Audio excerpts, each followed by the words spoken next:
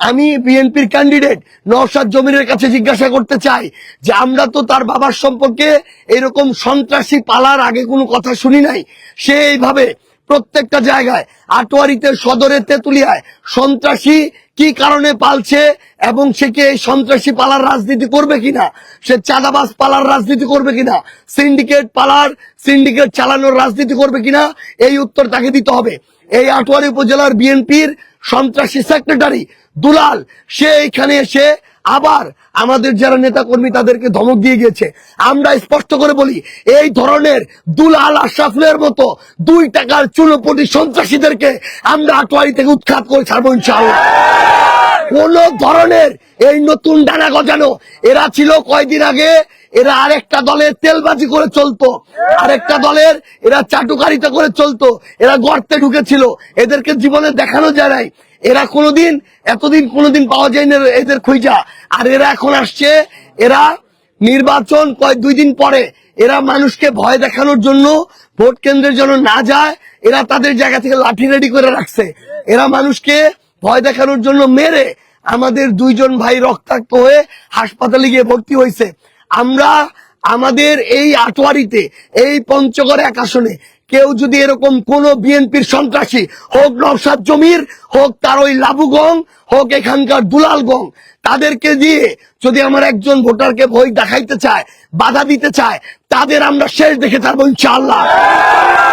তাদের এই গংরা, যখন আমরা রাজপথে ছিলাম, জীবন দিছি, লড়াই করছি, এগুলা গর্তে এদেরকে খুঁজে পাওয়া যায় নাই। আমরা স্পষ্ট করে আমাদের জায়গা থেকে প্রশাসনকে বলতেছি, এই সন্ত্রাসীদেরকে যদি আপনারা না ধরতে পারেন, তাহলে আপনাদেরও জায়গা এই পঞ্চগড়ে হবে না। আমরা ডিসিএসপি থেকে ইউএনওসি সবাইকে স্পষ্ট করে বলি, যদি ওই গার্ডস থাকে, কলিজা থাকে সন্ত্রাসীদেরকে ধরার, আটকানোর, তাহলে দায়িত্ব পালন করেন, না হলে দায়িত্ব ছেড়ে চলে যান। কিন্তু আমার এই 1 আসনে একজন বিএনপির সন্ত্রাসী যদি আমার একটা নেতাকর্মীকে হুমকি দেয়, ধমক দেয়, আমি আমার নেতাকর্মী সবাইকে বলে দিচ্ছি, আমাদের যারা ভোটার শুভাকাঙ্ক্ষী সবাইকে বলে দিচ্ছি, আমাদেরকে শুধু জানাবেন এদের কত বড় কলিজা হয়ে গেছে, কত বড় নেতা হয়ে গেছে, এদেরকে আমরা দেখে নিব একদম। প্রশাসন যদি না পারে আমাদেরকে জানাবেন, আমরা ওই জায়গায় যাব, তারপরে দেখব যে কোন সন্ত্রাসী কিভাবে আমার একটা নেতাকর্মীকে হুমকি দেয়। আমরা স্পষ্ট করে বলে দিচ্ছি, 2 দিন পরে নির্বাচন, আমরা একটা সুষ্ঠু নির্বাচন চাই। কিন্তু বিএনপির সন্ত্রাসীরা, চাঁদাবাজরা, আমরা এই নওশাদ জমিরের বাহিনীরা যদি মনে করে যে তারা তাদের জায়গা থেকে একটা ভীতিকর পরিবেশ তৈরি করে এই 1 আসনে নির্বাচনকে বানচাল করবে, প্রভাবিত করবে, তাদের আমরা শেষ দেখে ছাড়বো বলে দিলাম।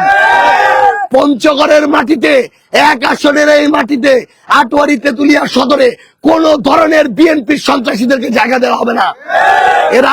এরা লেজ গুটিয়েছিল বিগত 16 বছরে, এদেরকে খুঁজে পাওয়া যায় নাই। এরা আজকে এক একজন বড় বড় ডানা গজায় গেছে, প্রত্যেকটা ডানা ভেঙে দেওয়া হবে বলে দেওয়া হচ্ছে, একদম কাউকে ছাড় দেওয়া হবে না। আমরা বেশি ভালো হয়ে এদেরকে মাথায় তুলে ফেলছি, এই জন্য এরা চাঁদাবাজি করে, সন্ত্রাসী করে, হুমকি দেয়, এরা মানুষকে শান্তি মতো থাকতে দেয় না। এরা আমার সনাতন ধর্মাবলম্বী ভাইদের ঘরে ঘরে গিয়ে হুমকি দেয়, বলে যদি ভোটটা ধানের শীষে না দেয় তাহলে নাকি এরা 13 তারিখের পরে দেখে নিবে। এদের কত বড় বুকের পাটা হয়ে গেছে, আমরা দেখতে চাই এরা কিভাবে দেখে নেয়। আমরা স্পষ্ট করে প্রশাসনকে বলতেছি, 2 দিন পরে নির্বাচন, ঘুমানোর জন্য এই প্রশাসন হয় নাই। আমি রিটার্নিং অফিসার ডিসি সাহেব আপনাদেরকে বলতে চাই, আপনারা যদি এটা নিয়ন্ত্রণ না করতে পারেন, দায়িত্ব ছাইড়া দেন। দেখতেছি এই বলে পঞ্চগড় 1 আসনে কোন ধরনের উল্টাপাল্টা নির্বাচন করার সুযোগ দেওয়া হবে না। আমরা আমাদের নেতা কর্মীদেরকে বলে দিচ্ছি, প্রয়োজনে প্রত্যেকটা পাড়ায় পাড়ায় পাহারা দিতে হবে। প্রত্যেকটা পাড়ায় পাড়ায় নিজেরা ঐক্যবদ্ধভাবে রাস্তায় নেমে থাকবেন। আগামী 2 দিন দরকার হলে ঘুমানোর দরকার নাই, কিন্তু কোন একটা সন্ত্রাসীকে, কোন একটা চাঁদাবাজকে, কোন একটা এই ধরনের কালপ্রিট কেউ যদি নির্বাচনকে প্রভাবিত করতে চায়, একটা লোককে ভয় দেখাইতে চায়, আমাকে শুধু জানাবেন, আমি আমার জায়গা থেকে যথাসম্ভব জয় মিনিটে পসিবল আমি সর্বনিম্ন তত মিনিট ওইখানে গিয়ে উপস্থিত হব। পঞ্চগড়ে ছিলাম, এই রমজান পাড়া বর্ডার এলাকা, এখান থেকে বর্ডার 1/2 কিলোমিটারও দূরে না, চলে আসছি। পঞ্চগড়ের যেখানে হোক, বাংলা হোক, তেতুলিয়া হোক, ভজনপুরটা কারো বাপের ইউনিয়ন না, একদম স্পষ্ট করে বলে দিতেছি।